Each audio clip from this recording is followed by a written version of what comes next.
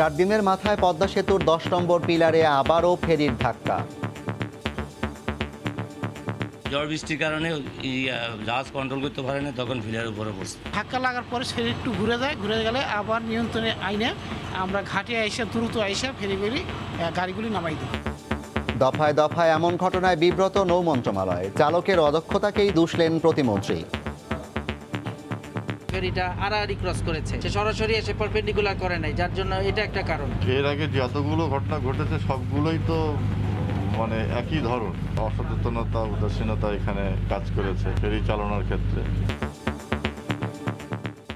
দেখছিলেন প্রধান শিরোনাম, দুপুরের সময়ের সঙ্গে আছি আমি জাফর সাদিক। এবার অন্যান্য শীর্ষ সংবাদ।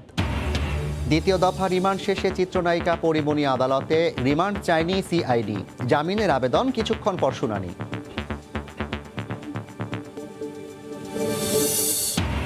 করোনায় আরও শতাধিক মৃত্যু, শনাক্ত কমে আসলেও এখনও হাসপাতালে শয্যা সংকট, বাড়ছে ডেঙ্গুও। রোগী সামাল দিতে হিমশিম অবস্থা চিকিৎসকদের। মহামারীর বিচ্ছিন্নতায় ও ডিজিটাল ব্যবস্থাপনার জেরে গতিশীল বাংলাদেশ, 17 মাসে 1,500-এর বেশি অনলাইন বৈঠক করেছেন খোদ প্রধানমন্ত্রী শেখ হাসিনা। সিনেমায় দেখা কৌশল রপ্ত করে বাবা ছেলের অভিনব প্রতারণা, নারী কণ্ঠে কথা বলে হাতিয়ে নিয়েছে লাখ লাখ টাকা, রাজধানী থেকে গ্রেপ্তার।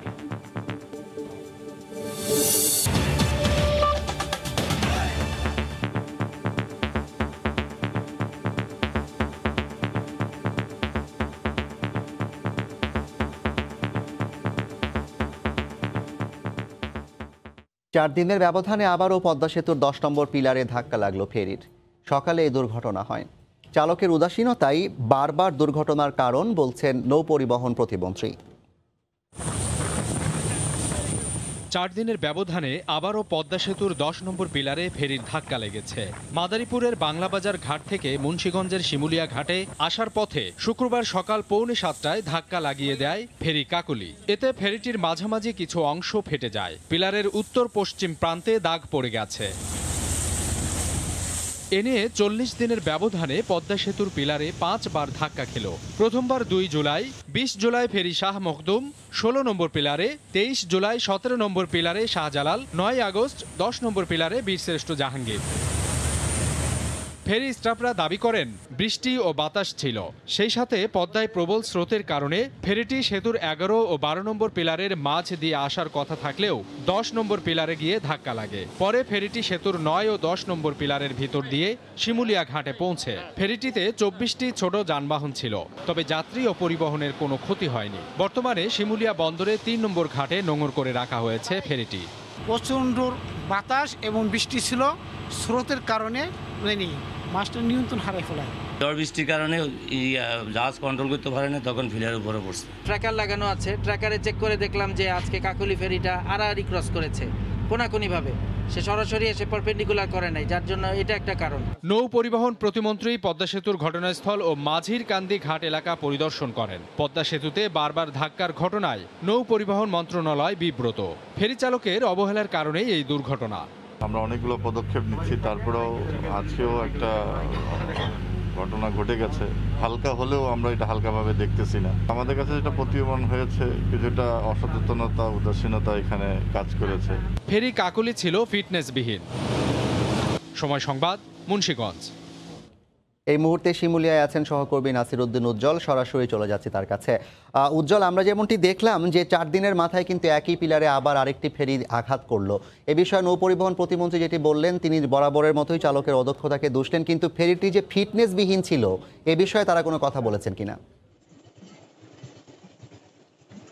জাফর, এই বিষয়টি তারা এড়িয়ে গিয়ে বলেছেন যে এই শিমুলিয়া বাংলাবাজার নৌ রুট যেটি রয়েছে এখন, সেখানে স্রোতের কারণে সবগুলো ফেরি চলতে না পারার কারণে কিন্তু তারা রোরো ফেরি এখান থেকে সরিয়ে দিয়েছে, মিডিয়াম এবং কে টাইপ ফেরি দিয়ে চালাচ্ছিলেন। এবং তারা বলছেন যে এখানে প্রায় তাদের এই গেল কয়েক বছরে বেশ কিছু নতুন ফেরি তারা তৈরি করেছেন, সেগুলো এখানে দিয়েছেন। এবং এখানে যে ঘাটের একটা চ্যালেঞ্জ ছিল যে গেল 23 জুলাই ফেরি শাহজালাল দুর্ঘটনার পরে যে তদন্ত কমিটি হয়েছিল, সেই তদন্ত কমিটি যে 3টি সুপারিশ করেছিল তার কিন্তু অন্যতম একটি ছিল ঘাট স্থানান্তর। সেই বিষয়ে কিন্তু তারা এড়িয়ে মানে ঘাটের যে স্থানান্তরের বিষয়টি তারা গুরুত্ব দিচ্ছিলেন না। কিন্তু আজকে কিন্তু নৌ পরিবহন প্রতিমন্ত্রী যে মাঝিকান্দি ঘাট সেটি পরিদর্শন করেছেন এবং তিনি বলেছেন যে এই ঘাট স্থানান্তরের বিষয়ে তাদের চিন্তা ভাবনার মধ্যে আছে এবং এছাড়া বিকল্প আর কি করা যায়। এবং তারা বারবার বলছিলেন যে এই যে ঘটনাটি সেই চালকের উপর যে দায় চাপানোর কথা আপনি বলছিলেন, যে প্রতিমন্ত্রী যেটি বলছেন এবং দায়িত্বশীলরা বলছেন, কিন্তু ফেরির ফিটনেসের যে বিষয়গুলোর ব্যাপার বা এখানে যে এই ফেরিটি রয়েছে এই ফেরিগুলোর মধ্যে কিন্তু দীর্ঘ সময় আপনি জানেন যে পদ্মা সেতু কিন্তু কয়েক বছর আগে থেকেই খুঁটিগুলো তৈরি হয়ে গেছে। এর নিচ দিয়ে কিন্তু বিভিন্ন ধরনের নৌযান চলাচল করছে এবং ফেরিগুলো চলাচল করছিল, কিন্তু এতদিন যেতে পারছে, এখন কেন চ্যালেঞ্জ তৈরি হয়েছে সেই বিষয়ে কিন্তু সদুত্তর পাওয়া যায়নি। তবে পদ্মা সেতু কর্তৃপক্ষ বলছে যে এখন সেতুর নিচে কিন্তু 2.30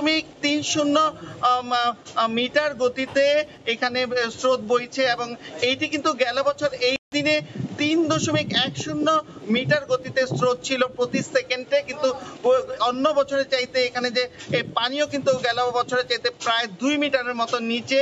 কিন্তু এই পরিস্থিতি সামাল দিতে পারছে না। কিন্তু গেল বছরের মতো যদি এখানে উজ্জ্বল আরেকটি প্রশ্ন আছে, সেটি হচ্ছে আমরা কিন্তু শুনেছিলাম যে সেতুর পিলারের যে গার্ডার সেখানে হচ্ছে একটা ফেন্সিং দেওয়া হবে রাবারের, সেই বিষয়টি নিয়ে কোনো চিন্তা ভাবনা করছে কিনা সেতু কর্তৃপক্ষ? সেতু কর্তৃপক্ষ বলছে যে তাদের এটি কিন্তু পরিকল্পিতভাবেই তাদের যে কাজ শেষ হলে এখানে রাবার স্থাপন করবে, সেটি কিন্তু পদ্মা সেতুর প্রকল্প পরিচালক আমাদেরকে জানিয়েছেন। তবে এই গেল যে পরশুদিন যে এখানে একটি নিরাপত্তা নিয়ে সেনাবাহিনীর যেখানকার 99 কম্পোজ ব্রিগেডের যে প্রধান তার নেতৃত্বে যে এখানে একটি সভা হয়েছে, সেই সভাতে কিন্তু এই বিষয়টি আসে এবং এখানে রাবার স্থাপনের বিষয়টি কিন্তু ওই কমিটিও সুপারিশ করেছে। এবং পদ্মা সেতুর ওখানে যারা তত্ত্বাবধায়ক প্রকৌশলী এবং নির্বাহী প্রকৌশলী ছিলেন তারা কিন্তু সেখানে বলেছেন যে এই বিষয়টি তারা সংশ্লিষ্টদের সঙ্গে আলাপ করবেন এবং কিভাবে দ্রুত সময় এখানে রাবার স্থাপন করা যায়। একই সাথে কিন্তু এখানে সিসি ক্যামেরা স্থাপন করা এবং এই পদ্মা সেতুর যে এই নদী পথটি রয়েছে, যে স্রোত যে দিকটা বইছে, সেখানে কিন্তু হাজরা একটি পয়েন্ট আছে, দূর থেকে সেই হাজরা পয়েন্টে একটি বয়া স্থাপন করবার কথা। সেই বয়া দেখে সেখান থেকে কিন্তু ফেরিটি সোজা করে আনলে কোনো রকম চ্যালেঞ্জ তৈরি হয় না, এই বিষয়টি কিন্তু সেখানে আলোচনা হয়েছে।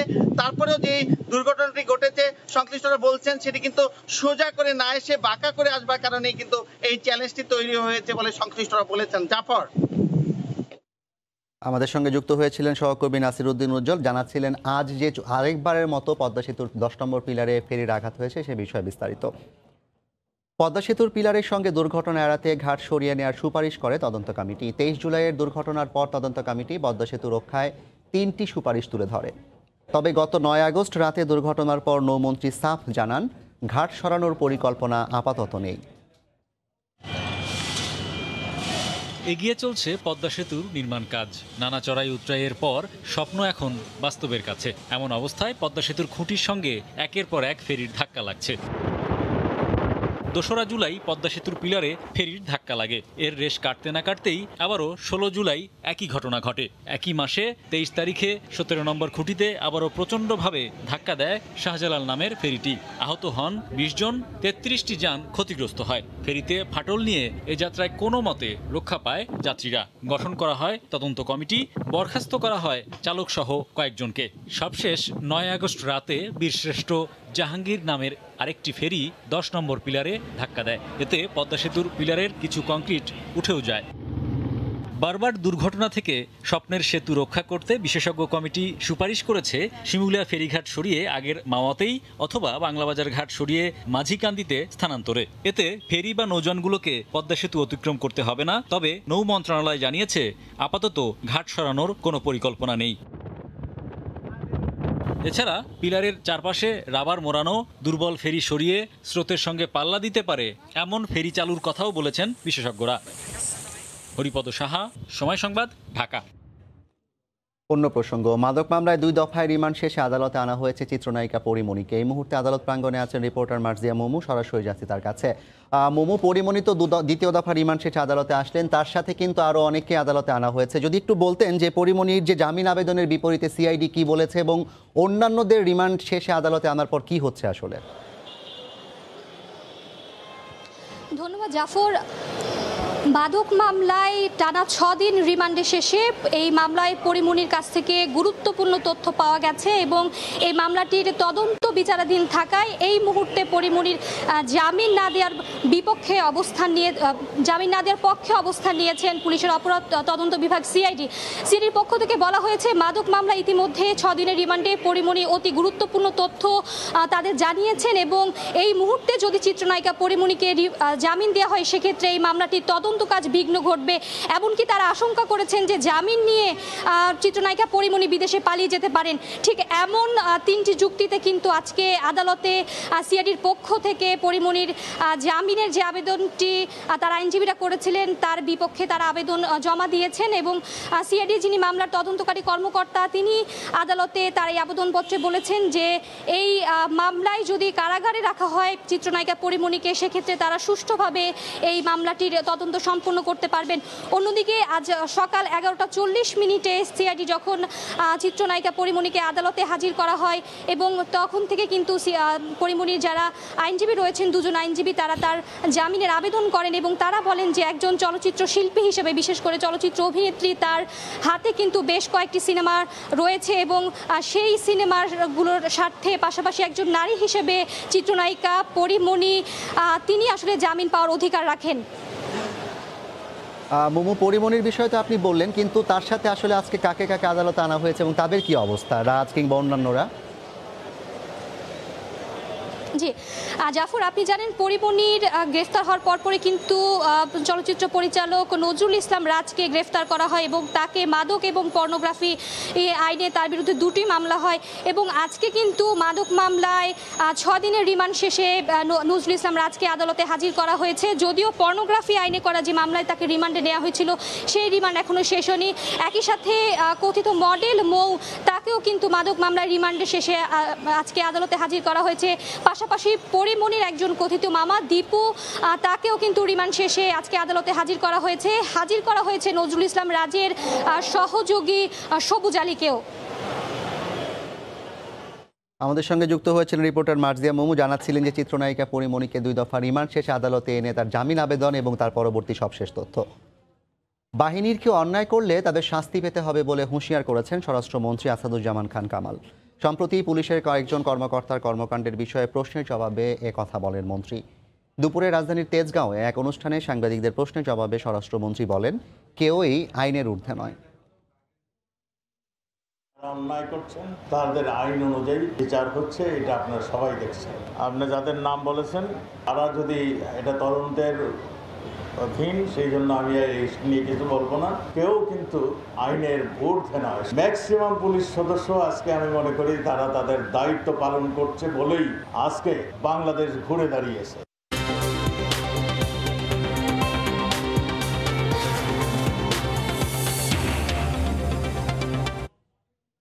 দেশে সংক্রমণ হার ধীরে ধীরে কমলেও পাল্টায়নি হাসপাতালগুলোর চিত্র। আইসিইউ আর শয্যা না পেয়ে হাসপাতালে ছুটছেন স্বজনরা। 24 ঘন্টায় রাজধানীর বাইরেই মারা গেছেন 110 জন। সবচেয়ে বেশি 16 জনের মৃত্যু হয়েছে ময়মনসিংহ মেডিকেলে। সর্বোচ্চ শনাক্তের হার 31% সিলেটে। রিপোর্টার ও জেলা প্রতিনিধিদের পাঠানো তথ্য ছবিতে রিপোর্ট। গত মাসের তুলনায় কয়েকদিনে ধীরে ধীরে কমতে শুরু করেছে আক্রান্তের হার, কিন্তু যারা আক্রান্ত হচ্ছেন তাদের ছুটতে হচ্ছে হাসপাতালে। শয্যা, আইসিইউ আর অক্সিজেন সেবা পেতে রীতিমতো যুদ্ধ করতে হচ্ছে রোগী ও স্বজনদের। নিত্যদিনের শতাধিক মৃত্যুর খবরে সুস্থ থেকেও আতঙ্ক নিয়ে প্রতিটি মুহূর্ত কাটাতে হচ্ছে। রোগীর চাপ আগের চেয়ে একটু কম। অক্সিজেন 1 মিনিটে হলো না। জনসংখ্যা অনুযায়ী এখানে বেড সংখ্যার পরিমাণ খুবই নগণ্য। মৃত্যুর মিছিল থামছে না ময়মনসিংহ মেডিকেলে। একদিনে কোভিড ইউনিটে 16 জন প্রাণ হারিয়েছেন। রাজশাহী মেডিকেলের চিত্র কোনোভাবেই পাল্টাচ্ছে না। মৃতের তালিকা প্রতিনিয়ত দীর্ঘ হচ্ছে। 24 ঘন্টায় করোনা ও উপসর্গে 13 জন মারা গেছেন। আইসিইউতে চাহিদা পর্যাপ্ত পরিমাণে, আমি নিজেও সিরিয়াল দিয়ে আসলাম। ভয়াবহ পরিস্থিতি কুমিল্লায়। 24 ঘন্টায় জেলায় 9 জন মারা গেছেন। করোনার যে ট্রিটমেন্ট হচ্ছে অনেক ব্যয়বহুল। করোনার ঝুঁকি বাড়ছে সিলেটেও। শনাক্তের হার ঠেকেছে 31%। 24 ঘন্টায় বিভাগটিতে মারা গেছেন 8 জন। অনেক রোগী আসছে রাত্রে, দেখছি আসে সিট পায় নাই, চলে গেছে এবং আইসিইউতেও কোনো সিট খালি নাই। ভারতীয় ডেল্টা ভ্যারিয়েন্টের দাপটে বিপর্যস্ত চট্টগ্রাম। জেলায় একদিনে 8 জনের প্রাণ ঝরেছে। চাঁদপুরে একদিনে করোনা উপসর্গে ৮ জনের মৃত্যু হয়েছে। সাতক্ষীরায় আবারও বাড়তে শুরু করেছে মৃত্যুহার। ২৪ ঘন্টায় ৭ জনের প্রাণ ঝরেছে। পরিস্থিতি খারাপের দিকে কিশোরগঞ্জে, মারা গেছেন ৬ জন। আইসি না ভাই অনেক মারা যাচ্ছে। আইসিওটা সরকার যদি একটু বাড়ায় তাহলে আমাদের জন্য সবার জন্য সুবিধা হবে, ভালো। প্রাণঘাতী ভাইরাসের ছোবলে টালমাটাল বরিশাল। অক্সিজেন সিলিন্ডার আর আইসিইউ সংকটে শেরি বাংলা মেডিকেলের রোগীরা। একদিনে ৬ জনের মৃত্যু হয়েছে। ঝিনাইদহে বাড়ছে সংক্রমণ। ২৪ ঘন্টায় করোনা উপসর্গে ৫ জনের মৃত্যু হয়েছে। তবে খুলনা জেলায় কমতে শুরু করেছে শনাক্ত ও মৃত্যুহার। নগরীর ৫টি কোভিড হাসপাতালে মারা গেছেন ৫ জন। লাবিব হাসান, সময় সংবাদ। করোনা পরিস্থিতির খবর জানাতে এই মুহূর্তে রাজশাহী মেডিকেল কলেজ হাসপাতালের সামনে আছেন রিপোর্টার রাকিবুল হাসান। সরাসরি চলে যাচ্ছে তার কাছে। রাকিব, রাজশাহী মেডিকেল কলেজ হাসপাতালের মাসের যে প্রতিবেদন হাসপাতাল দিচ্ছে প্রত্যেক দিন, সেখান থেকে যদি আপনি খানিকটা দেখেন তাহলে আসলে দেখা যাবে প্রত্যেক দিনই কিন্তু আসলে রোগীর মৃতের সংখ্যা কিন্তু একই ধরনের আছে। এবং আমরা যেটি লক্ষ্য করছি গেল এক মাসের মধ্যে কিন্তু যেমন রোগীর মারা যাওয়ার হারটি ছিল, ঠিক সেটিও কিন্তু আজকে এই মাসের প্রায় ১২ দিনের মধ্যে কিন্তু সেটি কমে আসেনি। আমরা দেখছি এর মধ্যেই কিন্তু প্রায় ১২০ জনের বেশি মারা গেছেন এবং এর মধ্যেই যারা মারা গেছেন তাদের অধিকাংশই কিন্তু করোনা পরবর্তী জটিলতায় কিন্তু মারা গেছেন। করোনা আক্রান্ত হয়ে যারা মারা গেছেন তাদের সংখ্যাটি কিন্তু কম। আজকের রাজশাহী মেডিকেল কলেজ হাসপাতালে যেটি পাওয়া গেছে করোনা উপসর্গ এবং যে নমুনা সংগ্রহের পরে যে শনাক্তের হার, সেটি প্রায় ২৫.এর খানিকটা বেশি। তবে সেইখান থেকে আমরা অন্যান্য মাসের তুলনায় যদি বিবেচনা করি সেটি কমে এসেছে। এবং একই সাথে রাজশাহী মেডিকেল কলেজ হাসপাতালে যে ৫১৩টি করোনার জন্য নির্ধারিত শয্যা সংখ্যা, সেটির বিপরীতে ৩০০-র বেশি রোগী ভর্তি আছে। এবং এতে যে নতুন রোগী যারা ভর্তি হতেন প্রত্যেক দিন প্রায় ৭৮ জন পর্যন্ত সর্বোচ্চ এখানে ভর্তি হয়েছেন এবং আমরা সেটি কমে আসতে দেখেছি। তো এই যে অবস্থাগুলো যে পরিবর্তন হচ্ছে, যে নিম্নমুখী হচ্ছে, খানিকটা সহনীয় পর্যায়ে আসছে করোনার সংক্রমণ এবং নতুন রোগী ভর্তির সংখ্যা, সেই তুলনায় কিন্তু হাসপাতালে যারা ভর্তি থেকে চিকিৎসা নিচ্ছেন সেখানে যে মৃতের সংখ্যা সেটি কিন্তু কমে আসছে না। এবং রাজশাহী মেডিকেল কলেজ হাসপাতাল কর্তৃপক্ষ যেটি বলছেন আমাদেরকে যে চাঁপাইনবাবগঞ্জ থেকে যেই রোগীর সংখ্যাটা বেশি ছিল সেটি এখন কমে এসেছে। রাজশাহীতে তার পরবর্তী সময়ে যেই রোগীর সংখ্যাটা বাড়ছিল সেটিও কমে এসছে। এখন যেটি হচ্ছে যে রাজশাহীতে পাবনা, ঈশ্বরদী, সিরাজগঞ্জ, নাটোর এই সমস্ত জায়গার রোগীরা সব থেকে বেশি আসছেন এবং ভর্তিও হচ্ছেন তারাই অনেক বেশি। এবং যেটি বলছেন হাসপাতাল কর্তৃপক্ষ যে এখনও পর্যন্ত প্রত্যেক দিন যে নতুন রোগী ভর্তি হচ্ছে সেই নতুন রোগী মোট রোগী ভর্তির প্রায় ৬০% কিন্তু আসলে গ্রাম থেকে আসছেন। এবং তাদের যে দাবি চিকিৎসকরা যেটি বলছেন যে গ্রামের মানুষের এখনও পর্যন্ত স্বাস্থ্যবিধি নিয়ে সচেতনতার অভাবের কারণে তারা যে অবস্থায় আসছে সেটি অনেক বেশি আসলে করুণ একটি অবস্থা নিয়ে তারা হাসপাতালে ভর্তি হচ্ছে বলে তাদের মৃতের সংখ্যাটিও আসলে বাড়ছে। তো জাফর, রাজশাহী মেডিকেল কলেজ হাসপাতাল থেকে করোনা পরিস্থিতির এই ছিল আমার কাছে সর্বশেষ খবর। রাজশাহী মেডিকেল কলেজ হাসপাতালের সামনে থেকে যুক্ত হয়েছিল রিপোর্টার রাকিবুল ইসলাম, জানাচ্ছিলেন সেখানকার করোনা পরিস্থিতির সবশেষ খবর। আগস্টে এসে দেশে করোনা শনাক্তের হার কিছুটা কমেছে। একই চিত্র রাজধানীর হাসপাতালগুলোতেও ভর্তি রোগীর সংখ্যাও কমে এসেছে কিছুটা। তবে টানা ১৯ দিন ধরে দেশব্যাপী করোনা রোগীর মৃত্যুর সংখ্যা ২ শতাধিক। পাশাপাশি হাসপাতালে ভর্তি রোগীদের সুস্থ হয়ে বাসায় ফিরতেও লাগছে আগের তুলনায় অনেক বেশি সময়। এ অবস্থায় বিশেষজ্ঞরা বলছেন রোগী শনাক্তের হার কমে আসলেও সুযোগ নেই আত্মতৃপ্তির, বরং কঠোর বিধিনিষেধ খুলে দিয়ে সবকিছু স্বাভাবিক করায় সামনের দিনে ফের রোগী বাড়ার আশঙ্কা তাদের। টানা ৩১ দিন পর মুক্তি মিলছে হাসপাতাল থেকে, এবার ঘরে ফেরার পালা। মুন্সিগঞ্জের টঙ্গিবাড়ি এলাকার বাসিন্দা ৫০ বছর বয়স্ক গৃহিণী ইয়াসমিনের করোনা ধরা পড়ে জুলাইয়ের মাঝামাঝি সময়ে। এক পর্যায়ে জটিলতা দেখা দিলে ভর্তি হন ডিএনসিসি কোভিড হাসপাতালে। হাসপাতালটির আইসিইউতেই কেটে যায় ১৯টি দিন। এমনি শ্বাসকষ্ট ছিল, যেমন ওষুধ দিছে অনেক, ওষুধ খেলে ভালো হয়ে যাবো। ডাক্তার আজকে ছুটি দিয়ে দিচ্ছে। 2 দিন অক্সিজেন ছাড়া ছিল, ঠিক আছে। তারপরে ডাক্তার রিলিজ দিয়ে দিছে, বলে যে ঠিক আছে আমরা ওষুধ দিয়ে দিচ্ছি, ওই ওষুধগুলো খাওয়াইলে আপনাদের ঠিক আছে। ৩৬ দিন পর একই হাসপাতাল থেকে ছাড়পত্র পেয়ে স্ত্রী সানোয়ারা খাতুনকে নিয়ে গ্রামের বাড়ি কুষ্টিয়ায় ফিরছেন সাইফুল ইসলাম। হাসপাতালে ভর্তির পর সানোয়ারা খাতুনকে 2 দফায় নিতে হয় আইসিইউতে। করোনা নেগেটিভ ও শারীরিক অবস্থার উন্নতি হওয়ায় বাড়ি ফিরছেন তারা। করোনা রিপোর্ট পাইছি, অক্সিজেনও ভালো পাইছি। এখন এখান থেকে ডাক্তার ছুটি দিয়েছে, টেস্ট করেছে আজ 3 দিন আগে, এখন ভালো। এখন নেগেটিভ। তবে বর্তমানে হাসপাতালে ভর্তি রোগীদের অধিকাংশেরই জটিলতা খুব বেশি, যাদের সুস্থ হতে সময় লাগছে আগের তুলনায় অনেক বেশি। রোগীদের সুস্থ হইতে অনেক সময় লেগে যায়, কেউ 1 মাস 1.5 মাস, তারপরে 2 মাস 3 মাস এরকম সময় লেগে যায়। চিকিৎসকরা বলছেন কঠোর বিধিনিষেধের সময় হাসপাতালে নতুন ভর্তি রোগীর সংখ্যা ছিল অনেক বেশি, তবে সেই তুলনায় বর্তমানে ভর্তি রোগীর সংখ্যা কমে এসেছে কিছুটা। আগে যেমন একদম ক্রমাগত রোগী আসতে থাকছে, এখন রোগীর চাপটা একটু কমছে। ঢাকার বাইরে রোগী বেশি, বেশিরভাগ রোগীরই খুব শ্বাসকষ্ট, জ্বর কাটছে না, অথবা তার বিভিন্ন কোমরবিডিটিস, তাকে সুস্থ করতে বেশ সময় লাগে, যার জন্য আমাদের ছুটি দিতেও সময় লেগে যায়। তবে রোগী ভর্তির সংখ্যা কমে আসাকে কঠোর বিধিনিষেধের প্রভাব জানিয়ে জনস্বাস্থ্য বিশেষজ্ঞরা বলছেন, বিধিনিষেধ তুলে দেয় সামনের 1 থেকে 2 সপ্তাহ পর ফের শঙ্কা রয়েছে পরিস্থিতি পাল্টে যাওয়ার। এত হাই লেভেলে যে আমরা আছি, সেখানে ছোট্ট ডিফারেন্স গুলা বড় ডিফারেন্স নয় যে বলার রোগী কমে যাচ্ছে বা রোগী ঠিক হয়ে যাচ্ছে, এটা বলার সুযোগ নেই।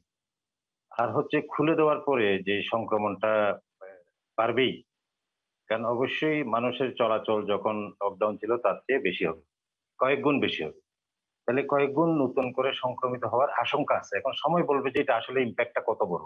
করোনা মোকাবিলায় বিকল্প নেই স্বাস্থ্যবিধি মেনে চলার, পাশাপাশি বেশি সংখ্যক মানুষকে টিকার আওতায় আনার পরামর্শ বিশেষজ্ঞদের।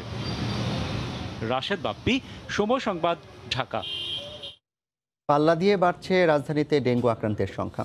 হাসপাতালে যেসব ডেঙ্গু আক্রান্ত শিশুকে নিয়ে আসা হচ্ছে তাদের বেশিরভাগই আসছে দ্বিতীয় স্টেজে। দ্রুত প্লাটিলেট কমে যাওয়ায় শক সিন্ড্রোমে চলে যাচ্ছে রোগীরা। এসব গুরুতর শিশুর জীবন বাঁচাতে এই বেগ পেতে হচ্ছে। দেরি না করে দ্রুত হাসপাতালে আসার পরামর্শ দিয়েছেন চিকিৎসকরা। জ্বর হলে ডেঙ্গু টেস্ট করাতে না করাতেই খারাপ অবস্থায় চলে যাচ্ছে রোগীরা। হাসপাতালের ডেঙ্গু ওয়ার্ড ঘুরে দেখা যায় আক্রান্তদের 40%ই 4 থেকে 14 বছরের শিশু। রাতে জ্বর, সকালে যাই ডাক্তারের কাছে, করোনা নেগেটিভ আসছে, ডেঙ্গু পজিটিভ। জলাবদ্ধতা, অপরিষ্কার বা পরিষ্কার পরিচ্ছন্ন এলাকা। অনেকে এলাকায় এডিস মশার উপদ্রবের কারণ জানলেও অনেকে বুঝতেই পারছেন না সন্তানের ডেঙ্গু হবার কারণ কি। আমাদের পাশে একটু ডোবার মতো পানি টানি জমে। রাজারবাগ কোয়ার্টারে থাকি, ওইখানে তো সবসময় ওষুধ দিতেছে, তারপরে কিভাবে হয়েছে বলতে পারবো না। যে জায়গায় থাই পরিবেশ ভালো আছে, তারপরে কোত্থেকে যে কামড়াইছে তা তো জানি না, মশারি টশারি তো টানাই। এবারের ডেঙ্গুর ধারা ভিন্ন। ডেঙ্গুর অন্যান্য সিনড্রোমের সাথে নিঃশ্বাসের কষ্ট, দ্রুত প্লাটিলেট কমে শক সিনড্রোমে পড়ে যাচ্ছে। চিকিৎসকরা বলছেন ক্লাসিক্যাল ডেঙ্গুতে রক্তপাত হয়, তবে রোগী মারা যায় না। তবে হেমোরেজিক ডেঙ্গুতে শক সিনড্রোম এতটাই ঝুঁকিপূর্ণ যে রোগী মারা যাওয়ার সংখ্যা বেড়ে যায় দ্বিগুণ। ডেঙ্গু শক নিয়ে যে পেশেন্টগুলো প্রেজেন্ট করে, এই পেশেন্টগুলো যদি ঠিকমতো ম্যানেজমেন্ট না পায় বা সেগুলো যদি হচ্ছে গিয়ে প্রপারলি যদি তারা টাইমলি হসপিটালে অ্যাডমিট হতে না পারে, সেই পেশেন্ট কিন্তু সেই পেশেন্টের মরবিডিটি কিন্তু অনেক বেশি। সেই পেশেন্টগুলো কিন্তু আসলে আমরা খুব খারাপ স্টেজেই পাই। সবারই আসলে উচিত যে বাচ্চাকে আর্লি যে কোনো একজন পেডিয়াট্রিশিয়ান বা শিশু বিশেষজ্ঞ কাউকে দেখায়া যে বাচ্চাটার অ্যাসেসমেন্ট করা, ক্লিনিক্যাল অ্যাসেসমেন্ট করা। চলতি বছরের সর্বোচ্চ সংখ্যক ডেঙ্গু রোগী পাওয়া গেছে চলতি মাসেই। 12 দিনে ভর্তি 2776 জন, গত বছরের তুলনায় যা 60 গুণ বেশি। সেলিয়া সুলতানা, সময় সংবাদ, ঢাকা। দুপুরের সময় আরও থাকছে। আমদানির পরও বাজারে কমছে না কাঁচা মরিচের ঝাঁজ। 60 টাকার নিচে নেই কোনো সবজি। বৃষ্টির অজুহাত। হোটেল রেস্তোরাঁ খুলে যাওয়ায় মুরগির দামও বাড়তি।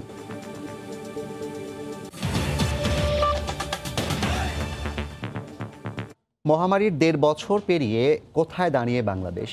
এমন প্রশ্নের কিছু আপেক্ষিক উত্তর মিললেও মূলত ডিজিটাল ব্যবস্থাপনার বড় সুফল ভোগ করছে দেশবাসী।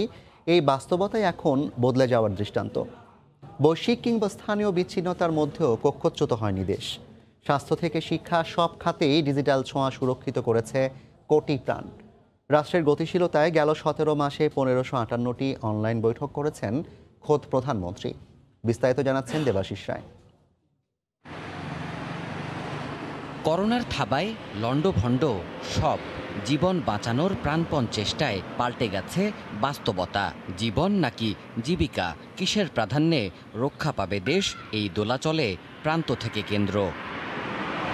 কার্যক্রম সীমিতের যুদ্ধে যখন সব স্তব্ধ, তখনও ডিজিটাল ব্যবস্থাপনায় আর্থিক লেনদেন থেকে শুরু করে পড়াশোনা, কেনাকাটা, বিচার প্রক্রিয়া, এমনকি কোরবানির পশু কেনাবেচাও মানুষ সেরেছেন অনলাইনেই। বিচ্ছিন্নতার শুরু থেকেই বিচক্ষণ সরকার প্রধান তার কর্মপদ্ধতি পাল্টে ফেলেন। ভিডিও কনফারেন্সে নিজে এবং পুরো সরকার ব্যবস্থা সক্রিয় রাখতে সব সামলেছেন প্রধানমন্ত্রী শেখ হাসিনা। গৃহবন্দিত্বের 1.5 বছরে ঘর থেকেই মন্ত্রিসভা বৈঠক সহ রাষ্ট্রীয় কাজ করেছেন ডিজিটাল পদ্ধতিতে। স্বাভাবিক সময়ে মাননীয় প্রধানমন্ত্রী যেভাবে সশরীরে যেতেন সেটা কিন্তু আরও বেশি ব্যাপক আকারে হয়েছে ডিজিটাল প্ল্যাটফর্মের মাধ্যমে। মাননীয় প্রধানমন্ত্রী 2020 সনে ভিডিও কনফারেন্সিং করেছিল 475টি এবং সর্বমোট আমরা এই 20 এবং 21 সনে করেছে হচ্ছে 1558টি ভিডিও কনফারেন্সিং। প্রত্যেকটি বৈঠক কিন্তু প্রতি সপ্তাহে মাননীয় প্রধানমন্ত্রী সম্পাদন করেছেন। এগুলোর ফলে যেটা হয়েছে, আমাদের প্রশাসনিক কাজে কোনো ধরনের গতি বাধাগ্রস্ত হয়নি। ডিজিটাল অবকাঠামো না থাকলে মহামারীতে মানুষ বাঁচানো সম্ভব হতো না বলেও মনে করেন সরকারের নীতি নির্ধারকরা। যে সেবাগুলো আজকে আমরা 2020 বা 21 সালে আমরা ব্যবহার করছি, 2008 সালে যদি এই মহামারী বাংলাদেশে মোকাবেলা করতে হতো তাহলে আমাদের কি অবস্থা হতে পারত। অর্থনৈতিক কর্মকাণ্ড ডিজিটাল পদ্ধতির কারণে কোনোভাবেই বাধাগ্রস্ত তো হয়নি, অনেক ক্ষেত্রে কিন্তু কিছুটা আরও বেগবান হয়েছে। 1 দশক আগেও পশ্চাৎগামী দেশ দুর্যোগেও গতিশীল থাকার ক্ষেত্রে বিশ্বে নতুন নজির গড়েছে বলেও মনে করেন প্রধানমন্ত্রীর মুখ্য সচিব। সবচেয়ে বড় ইউজার এই ডিজিটাল পদ্ধতির কিন্তু স্বয়ং মাননীয় প্রধানমন্ত্রী। রাষ্ট্রীয় যে সমস্ত প্রোগ্রাম আছে সবগুলো কিন্তু এই ডিজিটাল পদ্ধতিতে হয়েছে। এই ক্ষেত্রে আমি মনে করি মাননীয় প্রধানমন্ত্রী বিশ্বে একটি নজির স্থাপন করেছেন। নিজস্ব ব্যবস্থাপনায় শুধু করোনার সংকটময় পরিস্থিতি নয়, যে কোনো বৈরিতা দ্রুত কাটিয়ে ওঠার সক্ষমতা অর্জনের পথেই দেশ এগিয়ে যাবে বলে আশা দেশবাসীর। দেবাশিস রায়, সময় সংবাদ, ঢাকা। বঙ্গবন্ধুকে অস্বীকার করে যারা এদেশে রাজনীতি করছে তাদের রাজনীতি চিরতরে বন্ধ করে দেওয়া উচিত বলে মনে করেন তথ্যমন্ত্রী ডক্টর হাসান মাহমুদ। সকালে শোক দিবস উপলক্ষে জাতীয় প্রেস ক্লাবে আয়োজিত এক আলোচনা সভায় তিনি কথা বলেন। 75-এর হত্যাকারীদের অনুসারীরাই বঙ্গবন্ধুকে জাতির পিতা হিসেবে স্বীকার করে না বলেও মন্তব্য করেন তথ্যমন্ত্রী। স্বাধীনতার 50 বছর পরও আমাদের দেশে বঙ্গবন্ধুকে অস্বীকার করে রাজনীতি করা হয়, বঙ্গবন্ধুকে অস্বীকার করা হয়, এটি বন্ধ হওয়া দরকার। বাঙালি ইতিহাসে প্রথম জাতিরাষ্ট্র প্রতিষ্ঠা করতে সক্ষম হয়েছে বঙ্গবন্ধুর নেতৃত্বে, তাকে অস্বীকার করা হয়। এটি যারা করে তাদের রাজনীতি এই দেশে চিরতরে বন্ধ হওয়া প্রয়োজন। বঙ্গবন্ধু হত্যাকাণ্ডে জিয়াউর রহমান সরাসরি জড়িত ছিলেন বলে জানিয়েছেন আওয়ামী লীগ নেতা অ্যাডভোকেট কামরুল ইসলাম। দুপুরে এক শোক সভায় ভার্চুয়ালি অংশ নিয়ে তিনি কথা বলেন। এ সময় আওয়ামী লীগের প্রেসিডিয়াম সদস্য শাহজাহান খান বলেন, জাতির পিতাকে হত্যার পেছনে দেশি বিদেশি ষড়যন্ত্র কাজ করেছে। বঙ্গবন্ধু হত্যাকারী যারা, তারা জিয়াউর রহমানের সাথে কথা বলেছে, জিয়াউর রহমান তাদেরকে পরিষ্কার বলেছেন আমি তোমাদের সাথে আছি। বিভিন্ন সাক্ষীর জবানবন্দিতে যে সমস্ত কথাবার্তা এসেছে তাতে জিয়াউর রহমান এই ঘটনার সাথে, এই বঙ্গবন্ধু হত্যাকাণ্ডের সাথে সরাসরি জড়িত, সম্পৃক্ত। এবং চার্জশিট দেওয়া হয়েছে জিয়াউর রহমানের মৃত্যুর পর মোস্তাক, মাহবুব আলম চাষী এবং জিয়াউর রহমান যদি জীবিত থাকতেন তাহলে তাদের নাম চার্জশিটে আসতো। যেহেতু তারা মৃত ব্যক্তি সেহেতু তাদের বিরুদ্ধে চার্জশিট হয় নাই।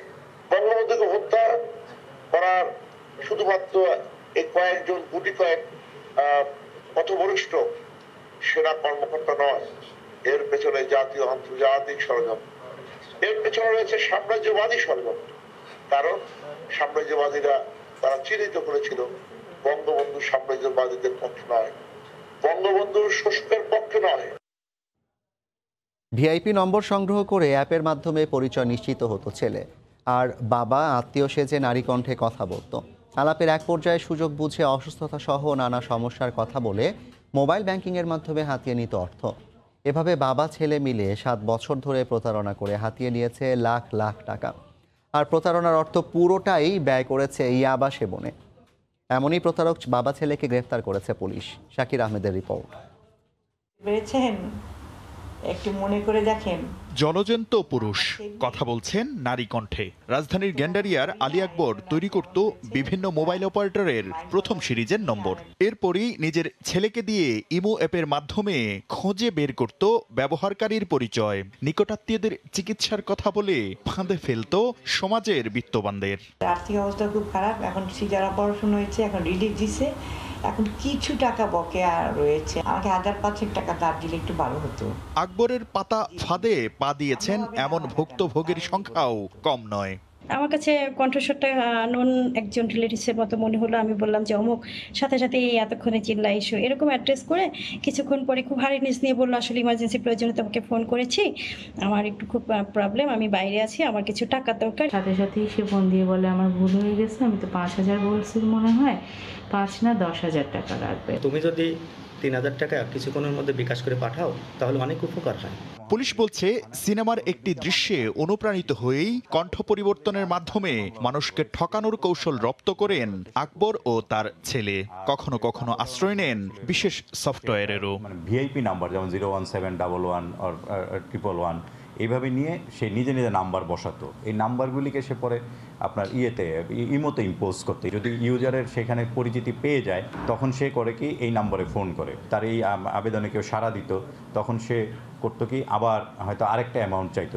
7 থেকে 8 বছরের প্রতারণাকালে আকবর কয়েক লাখ টাকা হাতিয়ে নিলেও পুরোটাই খুইয়েছেন মাদকের ধোঁয়ায়। ইলিগাল গেইনটা ভালো নিতে পারে সেই ক্ষেত্রে তার 10-15টা ইয়াবা সেবন করে। প্রতারক আলী আকবরের বিরুদ্ধে রাজধানীর বিভিন্ন থানায় দায়ের করা মামলাগুলো খতিয়ে দেখছে পুলিশ। শাকির আহমেদ, সময় সংবাদ, ঢাকা। নওগাঁয় বিদ্যুৎ উপকেন্দ্রের কন্ট্রোল রুমে হঠাৎ বিস্ফোরণে পুড়ে গেছে সাবস্টেশন। এতে জেলা সদর সহ 4টি উপজেলায় বিচ্ছিন্ন রয়েছে বিদ্যুৎ সংযোগ।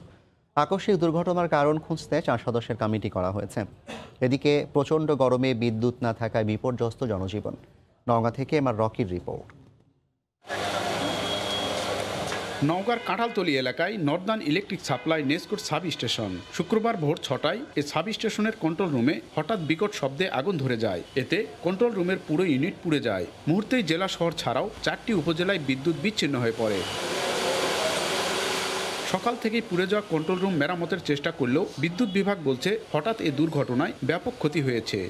সাবস্টেশনটা যেহেতু পুরাতন, এর প্রত্যেকটা কম্পোনেন্ট অত্যন্ত পুরাতন, এটা রিপেয়ার মেনটেন করে কাজ করে আমরা চালাই, চলে ভালো। অত্যাধিক বর্ষার কারণে এখানে ট্রেন্সে অনেক সময় পানি জমে নিচে, পানির কারণে কিছু ভ্যাপার টেপার হয়ে ইলেকট্রিক্যাল শর্ট সার্কিট অনেক সময় হতে পারে। এ ব্যাপারে আমরা কমিটি তৈরি করেছি, কমিটি এর কারণ নির্ধারণ করবে কেন এটা হয়েছে। নিভাতে অল্প কিছু ক্ষতি হয়ে গেছে, লোকজন সকাল থেকে কাজ করছে একটা না। এদিকে বিদ্যুৎ বিচ্ছিন্ন হওয়ায় চরম দুর্ভোগ নেমে আসে জনজীবনে। সারাদিন কোনো কারেন্ট নাই, যার কারণে আমাদের দোকানপাট ঠিক মতো করতে পারতেছি না। এত ভাবসা গরম, টিকা থাকা খুব মুশকিল, আর মাঝে মধ্যে এই ট্রান্সমিটার নষ্ট হয়, বিদ্যুতের খুব সমস্যা হয়। কারেন্টের কারণে অনেক কাজ স্থগিত আছে, যেগুলো কাজ আমরা করতে পারতেছি না। বিদ্যুৎ বিভাগ জানায় 33,000 ভোল্টের এই উপকেন্দ্রে 3টি কন্ট্রোল রুম রয়েছে। এর মধ্যে বিস্ফোরণে 2টি ইউনিটের 12টি কন্ট্রোল প্যানেল পুড়ে গেছে। এমআর রকি, সময় সংবাদ, নওগাঁ। বৃষ্টি বাদলের অজুহাতে চড়া রাজধানীর সবজি বাজার। আমদানির পরও বাজারে কমছে না কাঁচামরিচের ঝাঁজ। 2-1টি ছাড়া বেগুন, দেশি শসা, টমেটো, গাজর, করলা সহ বেশিরভাগ সবজি বিক্রি হচ্ছে 60 টাকার ওপরে। আমদানির পরও বাজারে কাঁচামরিচ বিক্রি হচ্ছে 180 টাকা কেজি দরে। কমেছে ইলিশের দাম। তবে হোটেল রেস্তোরাঁ খোলায় কেজিতে 20 টাকা বেড়েছে সব ধরনের মুরগির দাম। বৃষ্টির কারণে দেশের বিভিন্ন স্থানে ক্ষেত নষ্ট হয়, হঠাৎ করে বাজারে বাড়তে থাকে কাঁচামরিচের দাম। রাজধানীর বাজারে খুচরা পর্যায়ে কেজি প্রতি দাম ছাড়াই 200 টাকা। কাঁচামরিচের সরবরাহ ও দাম স্বাভাবিক রাখতে ভারত থেকে শুরু হয়েছে আমদানি, তবুও দাম আটকে আছে 180 টাকায়। কাঁচামরিচ নাই তো, ইন্ডিয়ানরাও আসে নাই, এই কারণে কাঁচামরিচের দামটা একটু কেজিতে 50-60 টাকা বেশি। কাঁচামরিচ ছাড়াও চড়া দামে বিক্রি হচ্ছে অন্যান্য সবজি। বেগুন, দেশি শসা, উস্তা, ঝিঙা, গাজর বিক্রি হচ্ছে 60 থেকে 80 টাকা কেজি দরে। টমেটো বিক্রি হচ্ছে 100 টাকা কেজি দরে। দাম চড়া হলেও বেশিরভাগ সবজির সরবরাহ পর্যাপ্ত রয়েছে বলে জানালেন বিক্রেতারা। সবজি আছে, সবজি হাউসফুল আছে, কোনো সমস্যা নেই, সবজির কোনো শর্ট নাই। টমেটো নিলাম 120 টাকা, আর শসা নিলাম দেশি 80 টাকা। কাঁচামরিচ 250 গ্রাম রাখছে 40 টাকা, ধনেপাতা 10 টাকা। আমাদের মতন মানুষের জন্য বেশি আর কি, শুক্রবারের দিন একটু বেশি থাকে। যোগান বাড়ায় কমেছে ইলিশের দাম। 1 কেজি বা তার বেশি ওজনের ইলিশ বিক্রি হচ্ছে 1000 টাকায়, 800 গ্রাম ওজনের ইলিশ বিক্রি হচ্ছে 700 টাকায়। তবে বেলে, ট্যাংরা, বাইম সহ বেশিরভাগ ছোট মাছই বিক্রি হচ্ছে কেজিতে 600 টাকার উপরে। বাইম মাছ 900 টাকা করে কেজি, এগুলো আগে ছিল হলো 800 টাকা, 850 টাকা। মিডিয়াম সাইজের ইলিশ 650 থেকে 700তে পাওয়া যাচ্ছে এবং একটু বড় সাইজের ইলিশগুলো আপনার 1000-1200তে পাওয়া যাচ্ছে, যেটা আগে ছিল 1700-1800 টাকায়। দাম একটু কমতে কাস্টমারের চাহিদা বেশি, কাস্টমারও নিতেছে, আগে যে একটা কিন্তু আলি আলি কিনে। এদিকে হোটেল রেস্তোরাঁ খোলায় চাহিদা বেড়েছে মুরগির। এতে কেজিতে 20 টাকা বেড়ে ব্রয়লার বিক্রি হচ্ছে 130 টাকা কেজি দরে। ব্রয়লার 130 টাকা, সোনালী 220 টাকা, আর লালটা হলো আপনার 220 টাকা, দেশি হলো 420 টাকা কেজি। অপরিবর্তিত রয়েছে গরু ও খাসির মাংসের দাম, বিক্রি হচ্ছে যথাক্রমে 600 ও 850 টাকা কেজি দরে। শুভ খান, সময় সংবাদ, ঢাকা। নওগাঁর হাটে সপ্তাহের ব্যবধানে মন প্রতি 80 থেকে 100 টাকা পড়ে গেছে ধানের দর। ভারত থেকে চাল আমদানি করা হচ্ছে এমন শঙ্কায় কম দরে ধান কিনছেন বলে জানান ব্যবসায়ীরা। এটিকে সিন্ডিকেটের অপকৌশল বলে অভিযোগ করছেন স্থানীয় কৃষক। টেকসই বাজার নিশ্চিতে হাটগুলোতে প্রশাসনের তদারকি চান তারা। নওগাঁ থেকে এমআর রকির আরও একটি রিপোর্ট। বিক্রির জন্য ভোর থেকেই হাটে ধান তোলেন নওগাঁর কৃষকরা। কদিন আগে ভালো দর পেলেও নওগাঁর সরস্বতীপুর হাটে কমেছে ধানের দর। মনপ্রতি 80 থেকে 100 টাকা কমে ধান বিক্রি করতে হচ্ছে চাষিদের। হঠাৎ ধানের দর পড়ে যাওয়ায় কৃষকের কপালে পড়েছে চিন্তার ভাগ। 22 মন 5 ধারা ধান এনে 1200 টাকা মন দিলাম, 1220 দিলাম, এতে আমার লস হয়ে গেল। এখন 2200 টাকা আমার লস হয়ে গেল, 2200-2250 টাকা লস হয়ে গেল। শাক সবজি ইত্যাদি এলার জন্য আমাদের লস, অনেক লস। কিনলে ধানের দাম 70-80 টাকা কমে যাচ্ছে মন করা, আর চালের দাম বেশি হচ্ছে। চালের দাম কিনবা যায়, চালের দাম বেশি, ধানের দাম নাই, তাহলে আমরা কিভাবে কি করি? আগে ছিল 1270-80, সেই ধান এখন আসে মনে করো 1210 টাকা 15 টাকা খুঁজতে।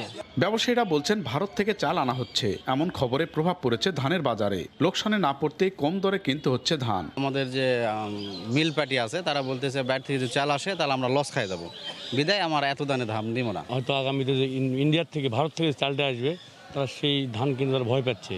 এই কারণে আমাদের এই হাটের বাজার বর্তমানে একটু কম। জেলায় 76টি অটো আর 600 হাস্কিং মিল পরিচালনায় 7 শতাধিক ব্যবসায়ী রয়েছেন। কৃষি বিভাগ জানায় গেল বুড়ো মৌসুমে জেলায় 11,80,000 মেট্রিক টন ধান কৃষকের ঘরে উঠেছে। এমআর রকি, সময়। বান্দরবানের দুর্গম থানচির সুউচ্চ পাহাড়ের চূড়ার পাশাপাশি মেঘের ভেতর দিয়ে দীর্ঘ 81 কিলোমিটার রাস্তা তৈরি করে চমক সৃষ্টি করতে যাচ্ছে বাংলাদেশ সেনাবাহিনী। থানচি 0 পয়েন্ট থেকে শুরু হওয়া এই সড়ক শেষ হবে মিয়ানমার সীমান্তবর্তী লিকৃতে। ইতোমধ্যে 45 কিলোমিটার সড়কের কাজ শেষ হয়েছে। আর এই সড়ক একই সুতোয় যুক্ত করতে যাচ্ছে সাকাহাফং, তাজিংডং, কেওক্রাডং এবং ডিম পাহাড়কে। নির্মাণাধীন সড়কটি ঘুরে এসে সাখাওয়াত ত্রিপুর ক্যামেরায় বিস্তারিত জানাচ্ছেন কমল দে। থানচি 0 পয়েন্ট থেকে সড়ক পথে যতই গভীরে যাওয়া যাবে ততই চমক অপেক্ষা করবে এই পথের যাত্রীদের জন্য। কোথাও মেঘ ভেসে যাচ্ছে রাস্তার উপর দিয়ে, আবার কোথাও মেঘের এত গভীরতা যে রাস্তা দেখায় দুরূহ হয়ে পড়ে। সে সাথে যাত্রাপথে চোখে পড়বে মেঘের মাঝে হারিয়ে যাওয়া পাহাড়গুলো।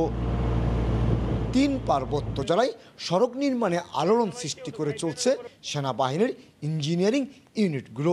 পরিবেশের ভারসাম্য রক্ষার পাশাপাশি সুউচ্চ পাহাড়গুলোকে অটুট রেখে চলছে সড়ক নির্মাণের কাজ। বিশেষ করে প্রথমে স্যাটেলাইট ইমেজ, পরবর্তীতে হেলিকপ্টার এবং ড্রোন রেকের মাধ্যমে তৈরি হয় রাস্তা নির্মাণের কৌশল। সবশেষ দুর্গম এই অঞ্চলে পায়ে হেঁটে রেখে শেষ করে শুরু হয় রাস্তা নির্মাণ। বিভিন্ন ক্ষেত্রে এই এলাকা মানুষ উপকৃত হবে এবং জাতির জন্য একটা বিরাট সম্পদশালী এলাকায় পরিণত হবে শুধুমাত্র এই রাস্তাটির কারণে। থানচি, রেমাক্রি, মোদক, লিকরি সড়ক প্রকল্পের এই রাস্তাটি বাংলাদেশের শীর্ষস্থানীয় 4টি পর্বত শৃঙ্গকে একই সুতোয় গাঁথবে। এই সড়কের 4 কিলোমিটারের মধ্যে পর্যটন স্পট তমাতুঙ্গি, 20 কিলোমিটারের মধ্যে তাজিংডংয়ের অবস্থান, আর 33 কিলোমিটার পার হলে দেখা মিলবে সাকাহাফংয়ের। যাত্রাপথে 17 কিলোমিটার পেরিয়ে বামে এগুলে বাংলাদেশের সুউচ্চ ঝর্ণা বাকলাই, কেওক্রাডং এবং ডিম পাহাড়ও যাওয়া যাবে এই পথে। আগে তো 2-3 দিন রাস্তা আসার, এখন তো 1 ঘন্টার মধ্যে যাওয়া যায়। জমে ফসল উৎপাদন হয়, এখন অতি দ্রুত আমরা নিয়ে যাইতে পারতেছি। অসুস্থ হলে দ্রুত গিয়ে আমরা চিকিৎসা দিতে পারি। দৃষ্টিনন্দন এই সড়কের নির্মাণ কাজ শুরু হয় 2018 সালে আর শেষ হওয়ার কথা 2023 সালে। ম্যাগের ভেতর দিয়ে চলে যাওয়া এই সড়কের দৃশ্য পৃথিবীর অন্য কোনো দেশের নয়, এটি বাংলাদেশের বান্দরবনের থানসির। এই এলাকাটি কতটা দুর্গম ছিল তা ভালো জানে স্থানীয় বাসিন্দারা। আবার এই বাসিন্দারাই বলছেন এই সড়ক হওয়ার পর তারা কি সুফল ভোগ করছেন। বান্দরবনের থানসি থেকে কমল দে, সময় সংবাদ। দুপুরের সময় শীর্ষ সংবাদ জানিয়ে দিচ্ছি আরেকবার।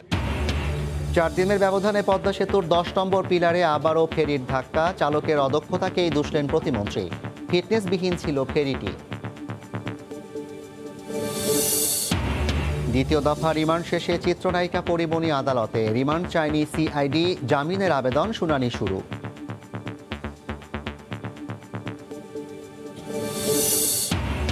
এবং করোনায় আরও শতাধিক মৃত্যু, শনাক্ত কমে আসলেও এখনও হাসপাতালে শয্যা সংকট, বাড়ছে ডেঙ্গুও। রোগী সামাল দিতে হিমশিম অবস্থা চিকিৎসকদের। এই ছিল দুপুরের সময়, সঙ্গে থাকুন সময়।